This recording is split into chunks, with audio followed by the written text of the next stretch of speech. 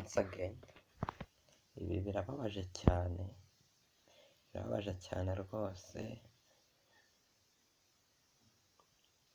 Hashize igihe kitari gitoya tubuze nyakwigendera wacu Pastor Theogene uzwi ku izina ry'Inzahuke, ariko birababaje cyane kubona nyuma yaho hari umuntu waje wiyitirira ko yaba yarahawe gahunda yo kwica pasiteri wacu Theogene nyakwigendera, Imana imwakire mu bayo. Uyu mugabo akaba yarabyiyemeraga kuri YouTube agaragaza ko yahawe ikiraka cyo guhitana nyakwigendera Pastor Theogene akoresheje imbaraga z'imyuka mibi. None uyu munsi mu makuru mashya atugezeho, urwego rw'igihugu rw'ubugenzacyaha RIB rwemeje ko rwataye muri yombi Hategekimana Emmanuel akurikiranyweho gutangaza amakuru y'ibihuha, akaba afungiwe kuri sitasiyo ya RIB ya Kimihurura. Hategekimana Emmanuel yagaragaye kuri YouTube ari gusobanura ko ari mu bantu bahawe inshingano zo kwica Pasiteri Theogene uzwi nk'Inzahuke hifashishijwe imbaraga z'umwijima. Hategekimana ubwo yagezwaga muri RIB yatangaje ko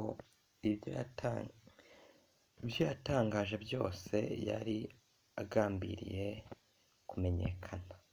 Ni ukuvuga ngo uyu mugabo Hategekimana Emmanuel yagaragaje ko ibyo yatangaje byose yari agambiriye kumenyekana.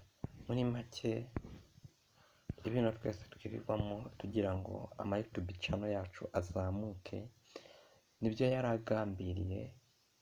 Yishyiraho icyaha cyo kuvuga ko ari mu bantu bahawe akazi ko kwivugana nyakwigendera wacu Pastor Theogene hifashishijwe imbaraga z'umwuka. Ngayo nguko rero uyu mugabo uba ari mu biganza bya RIB, akaba afungiye kuri sitasiyo ya RIB ya Kimihurura. Ngayo nguko rero ibi bintu byo gushaka amaviyuzi bizadukoraho, ibintu byo gushaka abayoboke ntabwo bizoroha. Mwakoze cyane kubana nanjye, andi makuru tugenda tubamenyesha. Gusa birababaje cyane kubona umuntu yaritahiye, undi nawe akaza azana ibigambo byinshi bitari ngombwa, akaza yiyitirira ko ari we wahitanye Pasiteri Theogene. Ubundi uyu nguyu bamukatira urumukwiye, kuko harimo no gushinyagura ku muryango w'uwitabye Imana ndetse no kuwigendeye nubwo ntawe kiri mu mwuka w'abazima.